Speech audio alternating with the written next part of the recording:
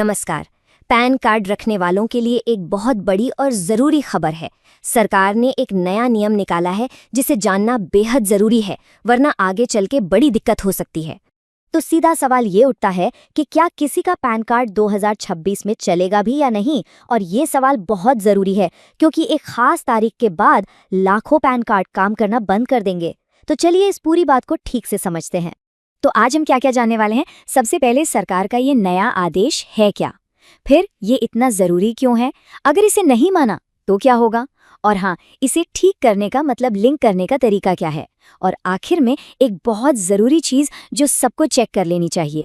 चलिए सबसे पहले बात करते हैं पैन के इस नए आदेश की। और ये एक ऐसी डेडलाइन है जिसे अब आगे नहीं बढ़ाया जाएगा।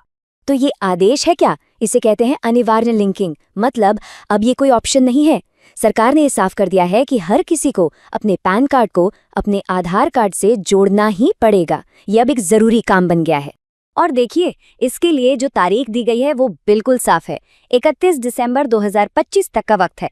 अगर इस तारीख तक पैन आधार लिंक नहीं हुआ तो ठीक अगले ही दिन यानी 1 जनवरी 2026 से पैन कार्ड इनएक्टिव हो जाएगा। मतलब वो किसी काम का नहीं रहेगा। अच्छा, अब सवाल ये है कि सरकार ऐसा कर क्यों रही है, मतलब ये इतना ज़रूरी क्यों है। चलिए इसके पीछे का असली मकसद समझते हैं। देखिए, इस नियम के पीछे सरकार के कुछ बड़े मकसद हैं। पहला तो ये कि जो भी पैसों का लेन देन हो उसमें पूरी पारदर्शिता हो। दूसरा, टैक्स चोरी को रोकना। तीसरा, ये पक्का करना कि एक आदमी के नाम पर सिर्फ एक ही पैन हो, कई सारे न हो। और चौथा, सारे फाइनेंशियल ट्रांजैक्शंस को एक सिस्टम में लाना ताकि कोई गड़बड़ी की गुंजाइश ही ना बचे। अब आते हैं सबसे ज़रूरी सवाल पर। अगर किसी ने ये लिंकिंग नहीं की तो क्या होगा। देखिए, इसे हल्के में लेने के नतीजे काफ़ी गंभीर हो सकते हैं। सबसे पहली और सबसे बड़ी बात, पैन कार्ड इनएक्टिव हो जाएगा। मतलब 1 जनवरी 2026 से वो सिर्फ एक प्लास्टिक का कार्ड रह जाएगा। किसी भी फाइनेंशियल काम में उसका इस्तेमाल नहीं हो पाएगा। और जब पैन ही इनएक्टिव हो गया तो इनकम टैक्स रिटर्न यानी ITR फाइल ही नहीं किया जा सकेगा। जो लोग हर साल ITR भरते हैं उनके लिए तो ये बहुत बड़ी मुसीबत बन जाएगी। यही नहीं, अगर किसी का कोई टैक्स रिफंड आना है या रुका हुआ है तो वो भी अटक जाएगा। इनएक्टिव पैन पर सरकार कोई भी रिफंड नहीं देगी। और मुश्किलें यहीं ख़त्म नहीं होती। सोचिए, बैंक में पैसे निकालने डालने में दिक्कत आएगी। नया बैंक अकाउंट खुलवाना है, वो भी नहीं हो पाएगा। अगर SIP या म्यूचुअल फंड में पैसा लगाते हैं तो उसमें भी रुकावट आएगी। और तो और TDS और TCS भी ज़्यादा रेट पर कटेगा। और इन सब के ऊपर 1000 रुपए तक का जुर्माना भी लग सकता है। तो इतनी सारी परेशानियां सुनने के बाद अब बात करते हैं इसके समाधान की।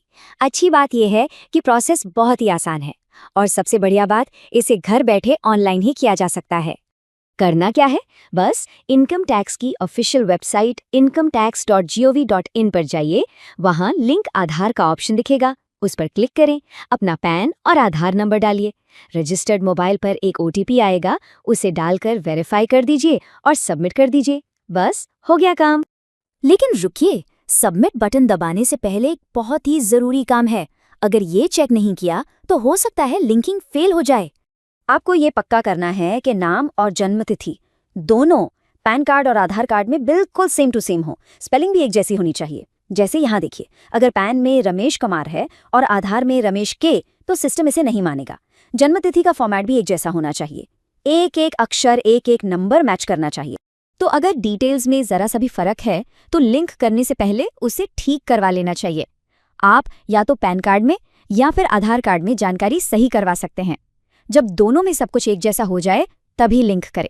तो अब ये ज़रूर चेक कर लीजिए क्या दोनों डॉक्यूमेंट्स में दी गई जानकारी एकदम सही और अपडेटेड है, क्योंकि ये एक छोटा सा काम भविष्य की बहुत बड़ी परेशानियों से बचा सकता है।